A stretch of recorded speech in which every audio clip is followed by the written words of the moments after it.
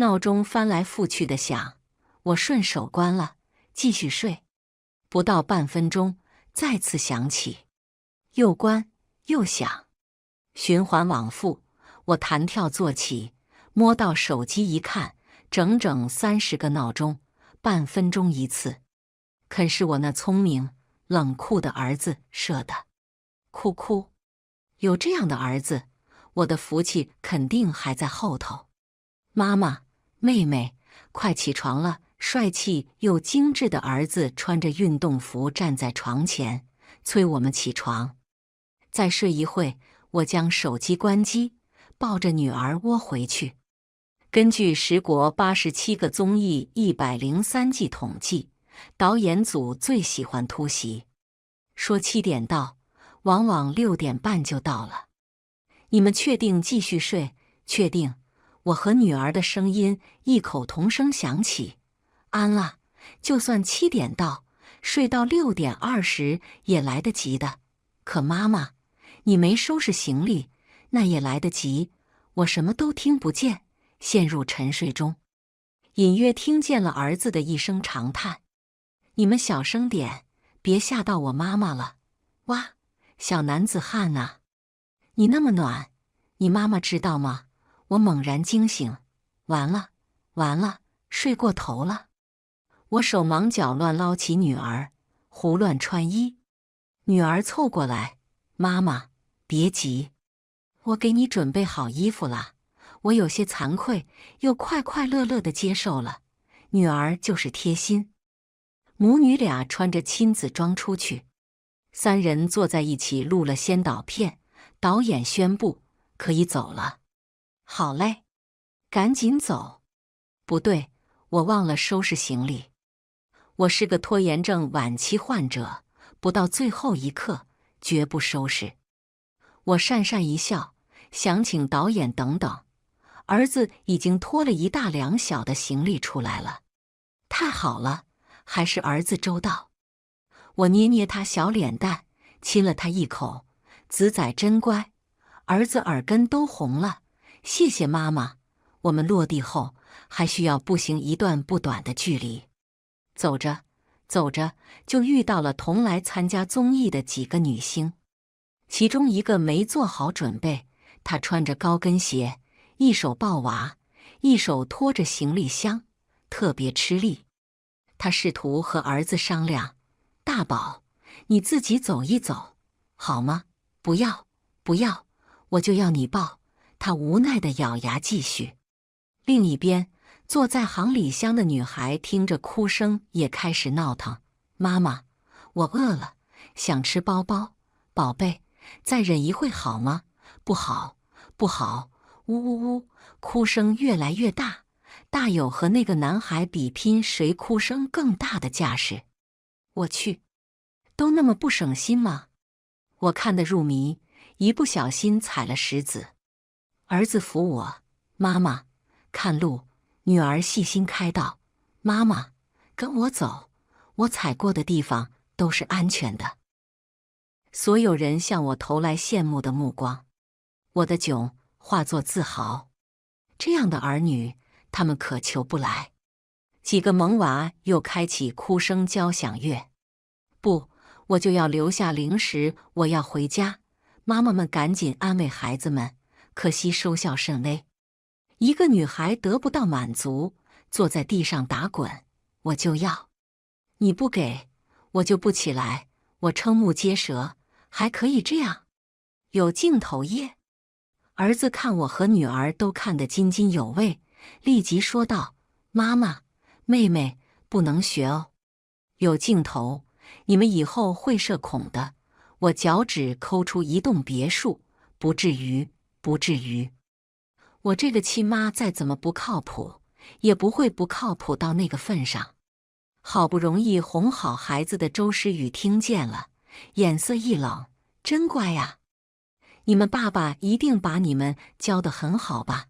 周诗雨和我有些撞型，一直视我为竞争对手。我的作精人设也是他安给我的。前几年，作精可不是什么好词。他明知道我是单亲母亲，故意重伤我儿女。欺负我可以，不能欺负我儿子、女儿。正打算挺身而出，儿子突然说道：“我爸挂墙上了。”阿姨是要给他上香吗？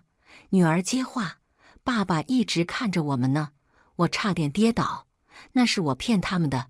综艺火了，不会传到某人耳朵里吧？若我没记错，他最近接了一个灵异剧本。我笑道：“孩子爸爸肯定很伤心，他在天有灵，一定会想办法帮孩子讨回公道的。”周诗雨一抖，咬牙道歉。儿子竹竹却不满意：“阿姨，你还是给我爸上个香，诚意更足哦。”周诗雨咬唇，拿出没地方祭拜为由，拒绝。谁说没有？女儿星星噔噔噔去行李箱里取了牌位出来，我们一家人一直在一起哦。阿姨，给我爸道歉吧。我去。那牌位摆出来，某人要真看到了，不得千里追杀我。我赶紧上前捧着牌位，遮挡了中间几个字，让周诗雨就那么上香。周诗雨拿着竹竹给的香，皮笑肉不笑地鞠躬上香。我又担忧又想笑，周诗雨也有今天，真解气。所有妈妈安慰好萌娃后，节目组宣布，每个人都可以选一样零食，吃完再进去，挺人道的。萌娃们立马精神了，指挥妈妈给他们拿喜欢的。周诗雨的儿子轩轩一马当先，拿了话梅，又拿薯片。他余光瞧见星星手里的辣条，轩轩当即咽了咽口水，二话不说，伸手去抢星星的辣条。星星吓了一跳，我顿时火冒三丈，在我面前还敢抢我女儿的东西。我撸起袖子，打算教训熊孩子。星星和竹竹一左一右地拉住我衣袖。星星，妈妈，算了，我这里还有辣条呢，就当让给弟弟吧。竹竹说：“你去抢，别人还说你欺负小孩子，而且他那么壮实，万一我盯着自己小身板，还不至于打不过一个小孩吧？”我心虚地摸摸鼻子，一定是我在儿子女儿面前太过废物了，才给他们这种错觉。算了，不计较了。我们一家三口挑了3样零食，星星挑的是自己喜欢的，竹竹挑的是我喜欢的。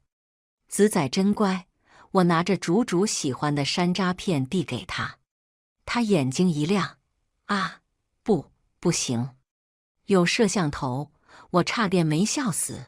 我这个儿子平常成熟的像个小大人，在外面还会维持自己的人设。在他眼里，吃糖约等于娘，他已经很久没吃了。没事的，竹竹，摄像头都在照那边。再说了，妈妈可以让导演剪掉这段。对呀。哥哥放心吃吧。竹竹眼皮抽搐：“妈妈，这次的综艺是直播形式，早开始了，真的吗？”囧死了！我努力端住，只要我不尴尬，尴尬的就是别人。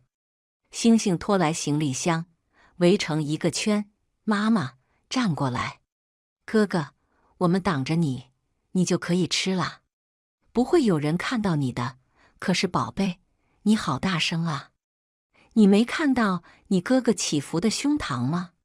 好在摄像师正在拍其他地方，我们3个趁机偷吃。等镜头再次扫过来时，我们已经收拾好了。导演让我们进去，我眼疾手快，捏走竹竹嘴边的山楂渣，他耳朵染上夕阳余晖。第1天晚上，导演只让我们各自熟悉，甚至还让我们玩手机。我趁着待在房间的功夫，悄悄去看直播。一进去便是满屏弹幕。哇，原来女明星也搞不定萌娃呀！不过萌娃挺可爱的，太吵了。我现在就想看许岩的儿子和女儿。竹竹和星星太乖了，哈哈哈，真的很乖。我老有一种错觉，许岩是熊孩子，竹竹才是父母。我小脸一红，还真是。其实他俩刚开始并不省心，尤其是星星，他爱撒娇，爱耍赖，遇事总想让大人让他。家里的其他人都经不住他那软糯糯的语气，一撒娇就什么都给。竹竹老成，却不爱说话，很轻易就把人耍得团团转。两小只唯独在我面前，各种计策都不管用。星星撒娇耍赖，可我更无赖。前几次他都瞪大双眼，不可置信：“妈妈，你是大人，为什么不让着我？”我翻白眼：“我也是外婆捧在手心的孩子，为什么要让你？”星星扁着嘴哭出声。我塞个棉花给他计时，鼓励他：“你哭吧。”迪尼斯世界纪录哭的最长时间好像是47小时不停歇，你争取破个记录。星星的哭声打了嗝，不会真要哭那么久吧？当然，星星可是世界上最棒的宝贝，什么都要做最好的。戏精星星眼泪秒收，决定不哭了。他也不是没试过往地上打滚，但我每次都会捧来他最心爱的连衣裙，让连衣裙有福同享，有难同当。爱美的星星顿时偃息旗鼓，乖乖听话。竹竹3岁前喜欢耍人玩，我爸经常漫山遍野地找他，但我不一样，我一去就能带住他。因为他藏的地方，我小时候都藏过，他玩的把戏我也玩过，他还玩不过我。3岁后，竹竹智商飙高，我玩不过他了。简单的追逐游戏，我都追不上他。我当即坐在原地，呜呜哭着，我白活那么多年了，还不如一个3岁小孩。等他过来，我还没伸手，他又跑远了。哎，轮到我的套路被他猜透了。好在他看我辛苦，乖了许多，甚至能帮我管星星。用他的话说，智商太低，玩起来不尽兴，还不如去看书。哦，他看的是《时间简史》，大概随了他爹。有这么一个儿子，未来可期。熟悉了周围环境后，我们就迎来第一个任务。妈妈们早起，为儿子、女儿做一顿精致的早餐。我领了任务就睡了。至于做什么早餐，不急，早着呢。第2天，我是被儿子叫醒的。妈妈，起来了。超过9点，不吃早餐，对胃不好。女儿端来牛奶，妈妈，喝奶奶。我捂脸，我又起迟了。这是干多了，我的羞愧已经被狗吃了。我淡定地喝了女儿准备的牛奶。而客厅里，略显疲惫的周诗雨脸色不大好看，心直口快。哎呀，你非但不早起给孩子做早餐，还抢女儿的儿童牛奶喝，是不是不太好？我还没说话，星星就气鼓鼓道：“胡说！我妈妈买的牛奶是全家老少皆宜的光明鲜奶哦。”竹竹催我吃早餐，嘴里已经蹦出一连串数据。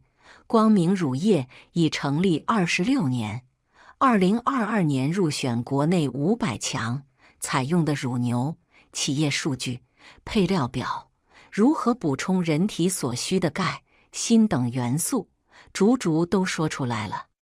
亲妈听得都晕，其他阿姨都被砸懵了，唯有星星是竹竹的小捧哏。竹竹说一句对皮肤好，他捏捏他晶莹剔透的脸蛋，说会长高高，他比划自己的身高，活脱脱一个活招牌。竹竹真厉害，影后不禁夸道：“你把孩子养得很好。”我不好意思地笑笑，是他们厉害了。导演组可能嫌话题度不够，居然让人拿来早上录制的场景让我看。只听一声鸡鸣，周诗雨第一个起床。他给孩子准备的是灌汤包。隔夜的汤不新鲜，他特意起来现煮。大骨入锅就得和面了。周诗雨揉到一半，楼上的轩轩醒了，找不到妈妈，他哭闹不止。周诗雨无奈，只能带着一手面粉去安慰轩轩。后者却嫌他身上的面粉呛人，是个不好惹的主。再看其他两位妈妈，一个做的是肉粥，另一个做的是三明治。两人起得稍晚，厨艺还行的有条不紊地忙着，另一个厨艺不佳，一个荷包蛋煎糊了4、5次，才煎出一个满意的蛋。他们的孩子倒是不哭，睡到大天亮。到了叫起床这一步，各有各的头疼。更绝的是，煮粥的妈妈的孩子死活不肯喝粥，她追着他屁股喂了1小时，都没喂一半。而我的2个宝宝，竹竹先起床，绕着民宿跑了一圈。回来后见我和星星还睡着，悠悠叹了口气，坐在窗边看书。又过了半个小时，他下楼，踩着小板凳，完整的煎了3个蛋，做了三明治端上来，等我们俩起床。等啊等，太阳晒屁股了。星星醒了，高高兴兴地端着自己的早餐放微波炉里加热，自己洗漱，自己吃。两人头靠头商量，要叫妈妈吗？不叫，让她睡吧。那她任务完不成怎么办？没事，咱们是来玩的。我心虚地转动眼睛，我女儿也是。至于那个怀疑是竹竹爸爸那边基因的弹幕，则被我忽略了。怀疑就怀疑呗，他们又没证据。第2个任务是抽食材，抽中的食材全都得找到，找得最全、速度最快的，就可以享用最豪华的晚餐。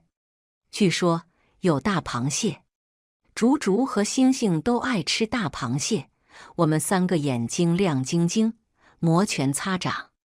星星手气好，我让他去抽。他抽到了蘑菇、蕨菜、野柠檬，都挺好找的。我们3个背上行囊出发，第1站就是找蕨菜和蘑菇。刚上山就遇见周诗雨母子俩，轩轩指着不远处的野果，让周诗雨跟他过去。轩轩，我们的任务是找野菜，你别找野果呀。我不管，先采了野果再去找其他的。周诗雨想拒绝，却被他拉过去了。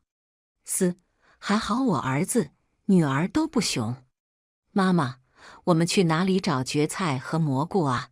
星星第1次来山里，看什么都好奇。若不是竹竹拉着，他早飞了。去哪找？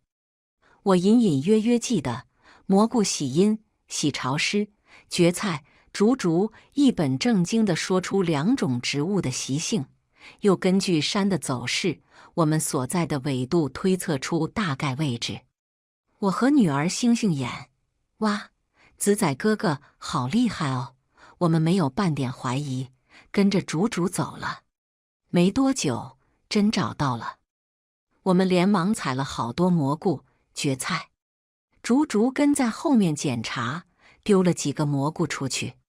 哥哥，为什么丢我蘑菇？你不记得那首歌了吗？红伞伞白杆杆，吃完糖板板，糖板板睡关关，然后埋山山呀。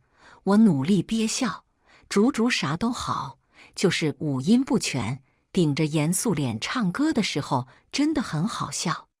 星星的音乐细胞不错，关注点却不同。不对呀，我问过云南的哥哥了，他们说那是他们菌子没炒熟，菌子不可能有毒。哈哈哈哈哈！我差点没笑抽过去。抖音害人不浅啊！两兄妹你来我往，一个说科学，一个说经验学，愣是开启了辩论赛。我连忙打断两人，让他们回家再继续。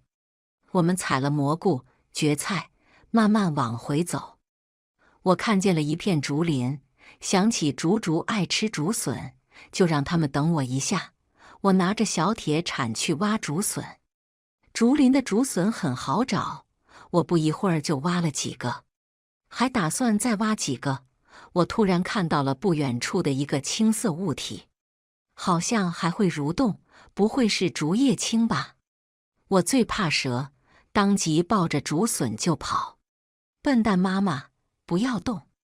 蛇喜欢攻击运动的物体，好像是沙沙沙，蛇似乎过来了。我腿脚一软，摔在地上。好在摄影师眼疾手快，赶走了蛇。劫后余生的我趴在竹竹小肩膀上哭，吓死人了。竹竹无奈地安慰我。我趁机提出吃2个冰淇淋的要求。自从他知道我会痛经，就再也不许我吃了。他比某人负责多了，不管我怎么撒娇，都不允许我一天吃2个。竹竹无情地推开我，不行，有竹竹在。我们顺利摘到野柠檬。路上，我们遇到影后与她女儿琪琪在找鹅蛋。初生牛犊不怕虎，琪琪竟然当着大鹅的面捡起一个鹅蛋。原本趴着的鹅站起来，气势汹汹朝他们冲过去。琪琪泪奔，抓着蛋往前跑。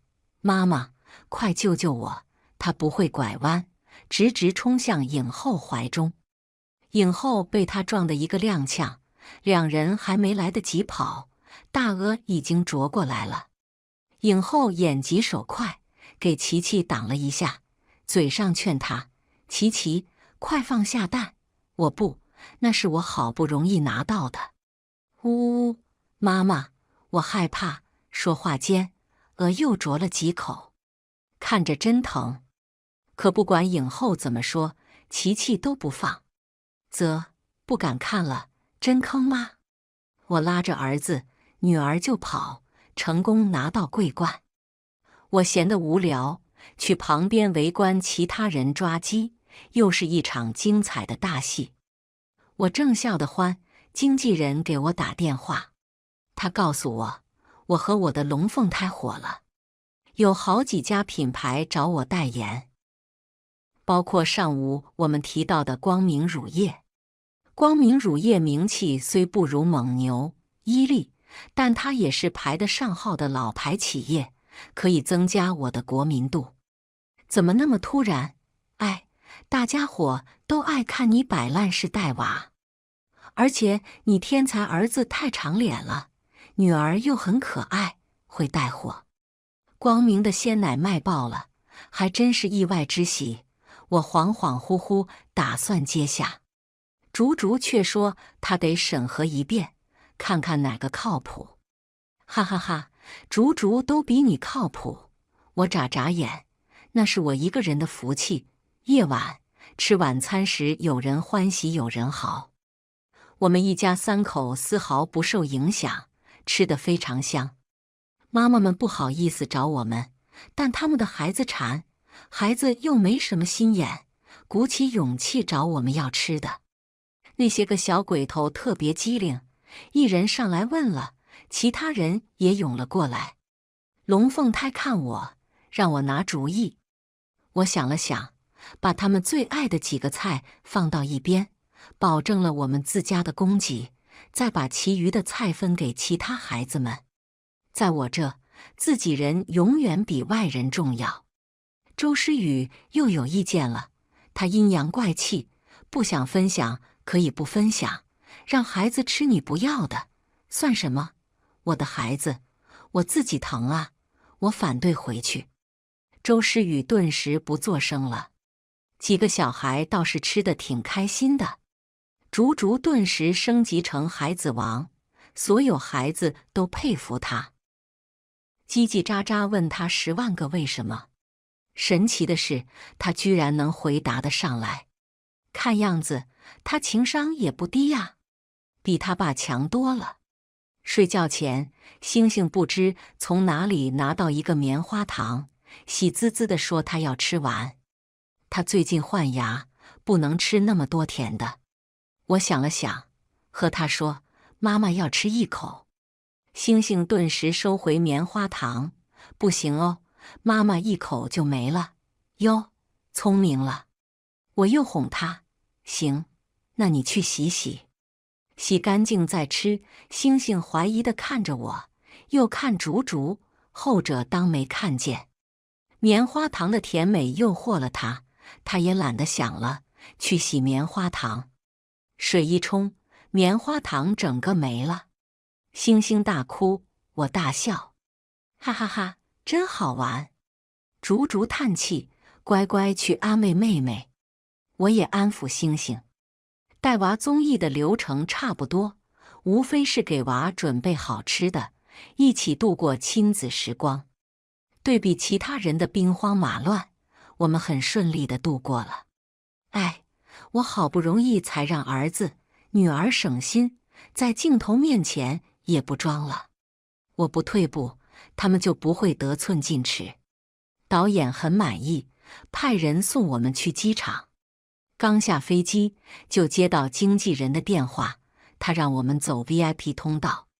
我眨眨眼，综艺爆了。生完后，我的付出不算成功，更多精力花在幕后，写了好几个剧本，其中一个正在冲奖项，都没什么热度。刚靠近出口，就看到一大堆举灯、举牌的人。他们口中喊着我们母子三人的名字，尤其是竹竹的，特别狂热。我去，儿子比我火呀！我带着他们走 VIP 通道，还是遇上几个眼尖的粉丝。他们没有张扬，只让我们三都给他们签名。我们躲到暗处签名，粉丝忍不住问竹竹和星星有没有去娱乐圈的打算。星星奶声奶气替竹竹回答：“我有，哥哥没有哦。为什么呀？因为哥哥进娱乐圈会耽误他赚钱啊。”粉丝惊呆了，毕竟竹竹才5岁，就会赚钱了吗？我眼神乱瞟，还真会。竹竹像他爹，有敏锐的眼光，小小年纪就在金融市场里打转。刚开始是拿他自己的零花钱借我的账户投资，他外公怕他被骗，晚上没少担忧，白天对着他却乐呵呵。直到他赚了钱，又从账户转到银行卡，他外公的心才落地。我看竹竹没事，就没阻拦他。反正就算全亏了，我们也亏得起。谁知竹竹拿了不少金融方面的书研读，没事就打开大学网站去蹭人家的公开课，也没少在金融论坛里晃悠，还勾搭上了一个颇有天赋的金融大佬。两人师徒相称，那位大佬带着竹竹赚了不少钱。竹竹现在是我们全家的理财师，养我和星星绰绰有余。竹竹腼腆的点头，就一点点，不多。哇哦，竹竹好棒啊！竹竹，姨姨到时候生个女儿，咱们定娃娃亲，好不好？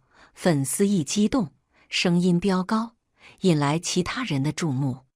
哎呀，竹竹好像在那，许岩和星星也在。我去，得赶紧走了。我拉着一儿一女冲出机场。几个粉丝也知道自己闯了祸，正努力帮我们挡人。眼见他们势单力薄，要被冲开，我面前的车门打开了，一双熟悉的冷眼睨着我，目光落在一儿一女身上。上来，陆星辰，他怎么回国了？几个保镖拦着粉丝们。陆星辰声音更冷，还不上来？我一咬牙，带着儿女上了车。加长林肯宽敞，几个人都坐得下。我立即选了最远的距离。某人冷笑，整个车里的温度都下降几分。星星攥紧我胳膊，有些害怕。竹竹挺着小身板挡着我们，嘴上小声道：“妈妈，你防骗意识该提高了。一般在你紧张时凑上来的人，都不是什么好人。”某人赞同，确实，人慌不择路的情况下，最容易掉进陷阱。所以，馅饼送到你面前，你得好好思考，他从你这想得到的是什么？哦，那你想从我们这里得到什么？你有什么？什么都有，不知道你对什么感兴趣。最先露出来的都不是底牌，我直接出价。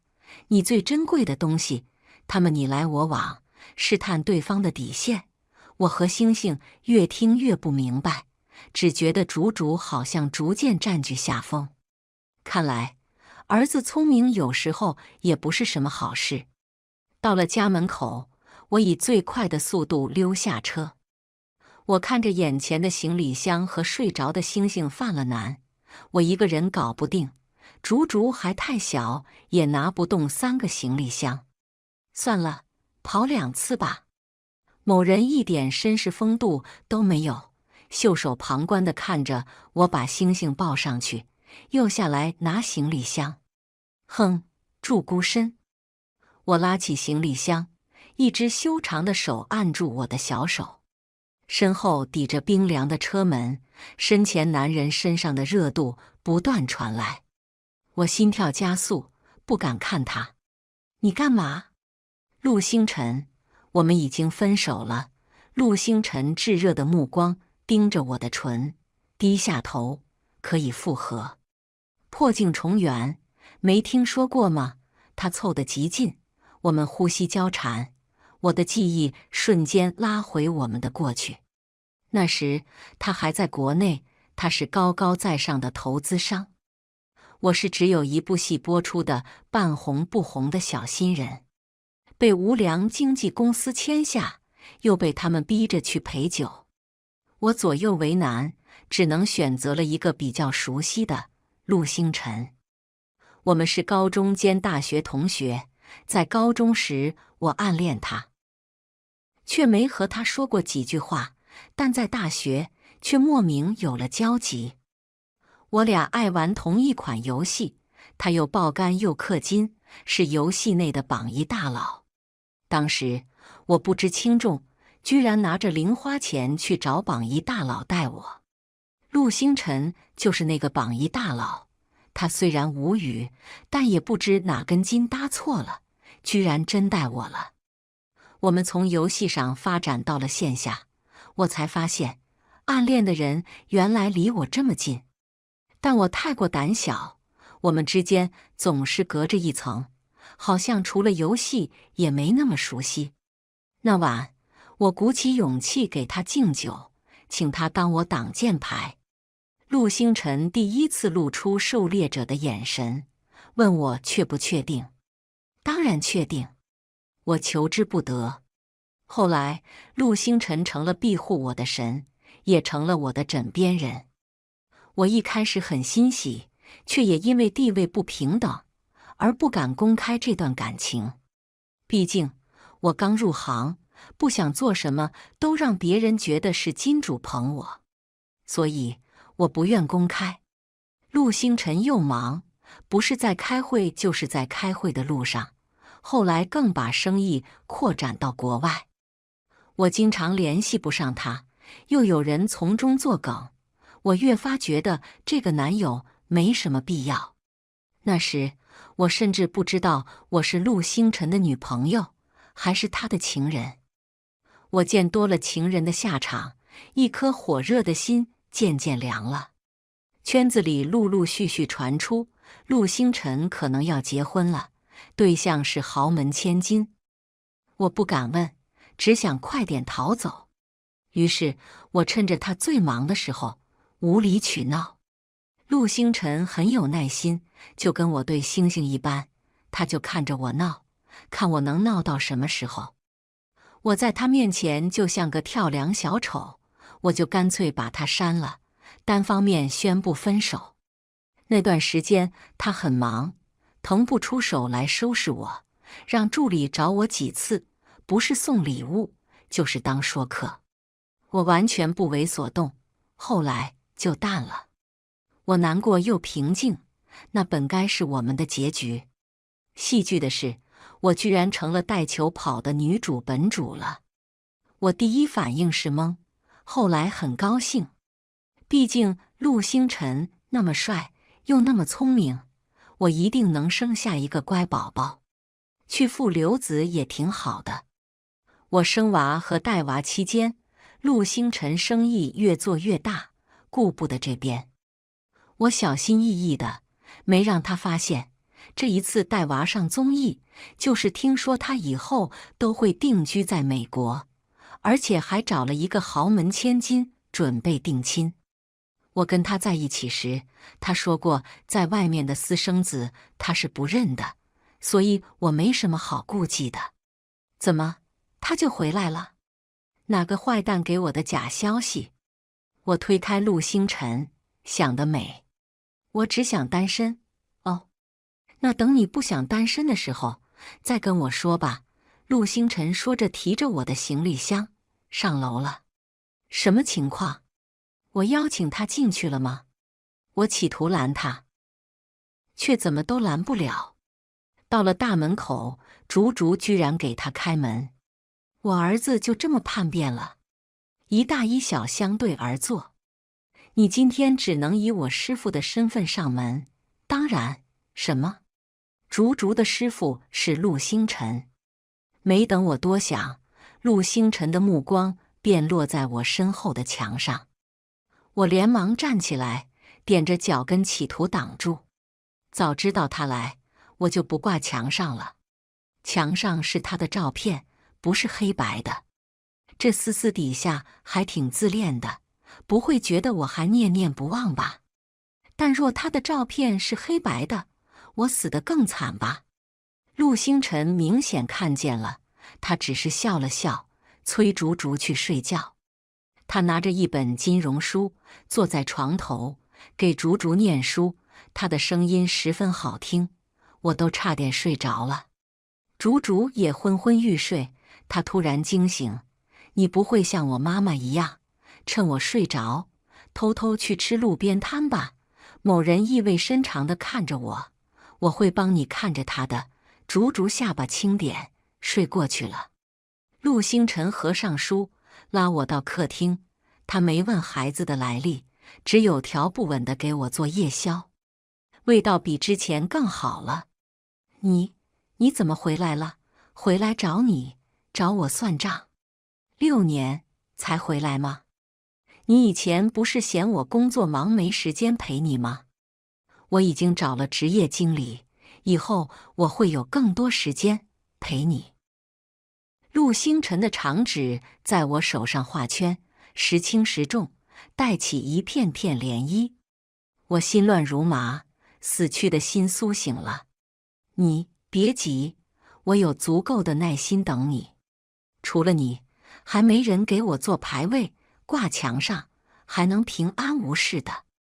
我等你一个答案。那晚，陆星辰终究没有等到答案。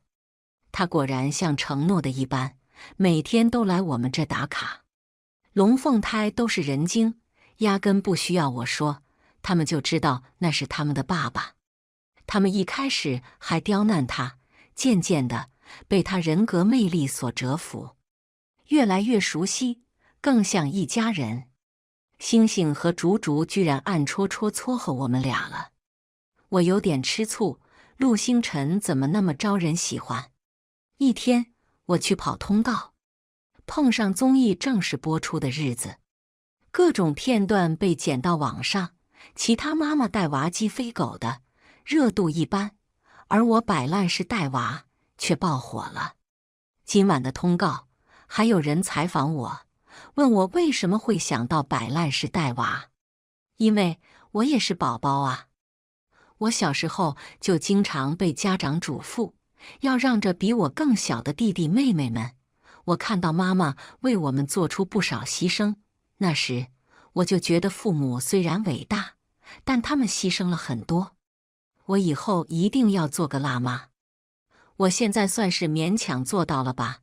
我的采访让综艺的热度再次推高，不乏有人指责我不是好妈妈。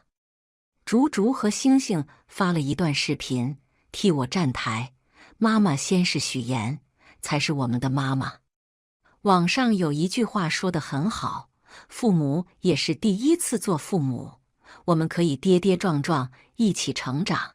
陆星辰也转发微博，配上一句，我也觉得很好。他一出面，说闲话的都少了许多。有人暗戳戳猜测我们是什么关系，陆星辰没藏着掖着，说他在追我，全网哗然。后来网友们也纷纷晒出相同的带娃方式，有时候摆烂带娃才更有效。你追着孩子屁股后面跑，他们还不一定听话，到头来牺牲了自己，也没带出一个好孩子。经过一波自来水的分享，我和孩子们彻底火了，不少代言、剧本都找到我，甚至还有人找上竹竹和星星。竹竹不进娱乐圈，直接拒绝了。我们俩的代言和剧本都经过他的审核，选出最好的。代言广告很快拍出来，进入投放期。万万没想到，我和星星的互动让代言爆火，产品上架1天就卖断货。商品方更认可我们俩的带货能力，又拿了不少代言，其中还包括陆星辰那边的代言。我犹豫接不接，星星却推我，妈妈，有钱不赚是王八蛋，也对，谁还跟钱过不去？我立即接了代言，准备理理剧本，进组拍戏。等我把戏拍完，也该写新的剧本了。等我拍完所有广告，趁着进组前，又带着星星和竹竹去拍了一个带娃综艺的番外篇。导演告诉我，这一次我会有更大的惊喜。什么更大的惊喜？更好的剧本吗？番外篇正式开始。萌娃们也许在家被教训过，比上次乖了不少。有些萌娃甚至有点刻意注意镜头，估计是有些人眼红，想为萌娃进娱乐圈铺路。我和星星、竹竹倒是不在意，平常什么样，综艺里就什么样。闹了一天，所有妈妈统一辅导孩子做作业。隔壁的周诗雨努力把语气放柔，宝宝，你再数一数，3+8等于多少？轩轩数来数去，都是12。周诗雨的眼角纹都气出来了。我叹了口气，天下的父母大概都逃不掉辅导作业吧。竹竹倒不用我担心，就是星星，他理科都很好，都学到了初中的内容，画画更是拿了全国1等奖，唯独语文一言难尽。我站在一旁，听竹竹辅导星星写作文，他眉头跳跃，妹妹，咱们写作文不一定非得用4字成语，可是不用4字成语，我怎么展现我富有诗书气自华？不是那样用的。来，我们念一下你的作文。我的爸爸，我从未见过我爸爸，他们都说我爸爸在天有灵。我想也是，要不我怎么会那么美貌如花，聪明绝顶？哥哥又怎么会冷酷无情？妈妈又怎么会狼心狗肺？我差点没笑抽过去。星星的文学功底绝了。星星可怜巴巴，难道不对吗？是爸爸不在天有灵，还是我不美貌如花？妈妈不狼心狗肺，妈妈那是没心没肺，心和肺的有，没有的话就不能活了。我笑得肚子疼。星星口才也好，再看其他妈妈也好不到哪里去。琪琪特别聪明，她也是超前学习，但她没耐心，总叹气。我都会的东西了，为什么还要写巩固？哎，我觉得我的橡皮才需要我巩固。一阵兵荒马乱后，导演终于站出来，说他给我们准备了一个惊喜。我眼皮直跳，有了不好的预感。果然，惊喜是爸爸们的出场，其他人都相互拥抱，只有我和龙凤胎干瞪眼。在这一瞬，我捉到他们眼中的失落，他们也是想要爸爸的。我有些难受。某人登场了，他抱着3个礼物盒向我们走来。我恍惚间看到了少年时代的陆星辰，他帅气又优秀，到哪里都是最瞩目的存在。而我普普通通，连高考都是走了狗屎运，才和他上了同一所学校。别人大大方方地冲他表白，我却从骨子里认定这样的人不属于我。我细心地把暗恋藏起来，后来在一起了，也从不敢表露。我总觉得只要不说爱，我就是赢家。时光荏苒，我有时候甚至忘了自己喜欢过他。陆星辰向我走来，他的眼神无比熟悉，炙热又直白。你忘了吗？当初我问了你3次，你都确定让我庇护，所以呢？所以你别想跑。我撞进他黑色眸，里面全是我。错觉吗？龙凤胎很惊喜，却没有去拿礼物，他们等我决定。我定住神，大手一挥，让他们拿了。反正陆星辰肯定知道龙凤胎是他的孩子，就当他这个爸爸给孩子的一点礼物。你要不要拆开看看？拆就拆，怕什么？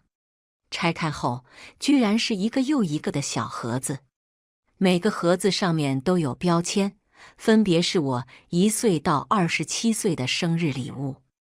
我没敢拆太多，只拆开我们分开这6年的礼物。我想着自己单身，就答应了。他误会了吗？我没敢问，又翻了后面，发现后面长达2年半时间，他都没有再关注我们。不问，当时我确实误会了。我可不想看着我暗恋已久的女孩结婚，就没再关注。1年多后，有人拍到你结婚生娃了，我就更不想关注了。我的心砰砰跳着，他也喜欢我，真的吗？等等，我突然想起4年前有人爆料我结婚生娃，还有人往我身上泼脏水，公司正愁着怎么回应，事情就被另一个热搜压下去了，后续更是被人处理得干干净净。那时还以为是凑巧，现在看来是陆星辰帮的忙。我百感交集，合上相册，带着龙凤胎和陆星辰一起回房。不管怎么样，我们是该好好聊聊了。进了房间，我顿时愣住了。房间不知什么时候被布置成了我喜欢的模样。这是我找人画的设计图，我在设计上没天赋，只能靠着描述，找人给我画。我给的钱多，要求也多，来来回回改了10几版，才拿到我最满意的。我兴冲冲地想跟陆星辰分享，他却忙着接一个国际电话，很敷衍地看了一眼。那样的场景发生过无数次，我每次都体贴地说没关系，心里的失望却一次次积累。没想到几年之后居然能重新看见。星星和竹竹很聪明地去了小隔间，把空间让给我们。新湖别墅就是按照设计图布置的，6年前就设计好了。我觉得只靠嘴皮子说没意思，是男人就应该去做，原来他放在心上了。不止如此，他后来送我的礼物当中还有1枚戒指，但我拒绝了，以为我结婚后陆星辰不再收集我的动向，却在猜测出我不想爆出自己结婚生子，不问缘由帮我把事情压下去。后来知道我没有结婚，便主动接触2个孩子。陆星辰把玩着我的头发，很早以前我就喜欢你了。你总是站在角落里，可你不知道，那样子的你也很引人注目。我本来想放下，可就是放不下。看到这2个孩子，我第一个念头是，即便帮别人养孩子，我也乐意。对不起，我没经过你同意，私下跟他们接触了。我恍恍惚惚，你是故意跟竹竹接触的。他很聪明。我曾经很嫉妒别人能和你生下这么聪明的孩子。我知道你把我挂在墙上，我才反应过来，那是我的孩子。我尴尬又感动，他也不自信啊。看来在爱情里，再聪明的人也会不自信。那你怎么那么久才回来？以为你结婚的那2年我疯狂扩张，麻痹自己，打算留在美国。盘子铺得太大，想转移回国，找合适的经理也不是那么容易的。谁知一耽搁就花了很长时间。等知道那是我的孩子，我就什么都顾不得了。回来了，我不知说什么，随口嘟囔：“你可以回来呀。”我可不敢，毕竟某人说过，再敢一边说爱他，一边没时间陪他，他这辈子都不会理我了。我哪有？我心虚地摸摸鼻子，我还真说过，那是气话，没想到他记到了这个时候。心里既是甜蜜又是好气，他早这样就不用错过那么多年了。陆星辰拉我衣袖：“能接纳我吗？”平心而论，他最近表现得不错，但谁知道他会不会故态复萌？再考验考验吧。行，随便考验。竹竹和星星冲出来，抱住我。星星小声说：“陆叔叔，妈妈，你们俩就是不爱沟通，有什么话要说出来哦。”我和陆星辰相视一笑，我们确实不爱沟通，以后得改。爸爸们来了之后，综艺节目变得更有趣，萌娃们更鸡飞狗跳了，因为爸爸和妈妈的意见不同，一个非要宠，一个非要管，孩子在上蹿下跳，那叫一个热闹。我很幸运，陆星辰什么都听我的，宝宝们也特别听话，偶尔调皮，陆星辰也会和他们讲道理，他们也都能听得进去。节目结束，我们一家再次成了最亮眼的存在。我再次收获几个绝佳的剧本。网友都说，我和爱的人重逢，即将成为陆氏集团的总裁夫人，又有2个可爱的龙凤胎，特别幸运，是娱乐圈躺赢第1人。我看着和龙凤胎玩闹的陆星辰，温柔铺满心底。我也觉得呢。1年后，陆星辰终于通过我和龙凤胎的考验，他带我们回家看父母。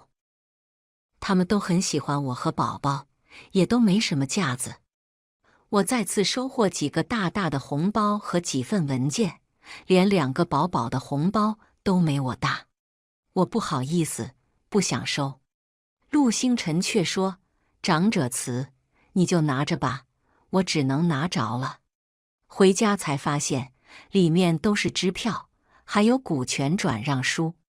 陆星辰靠过来：“老婆，我的家产都给你了，什么时候让我转正？不转正你就不给我了。”当然给，看他诚意满满的份上，那就让他转正吧。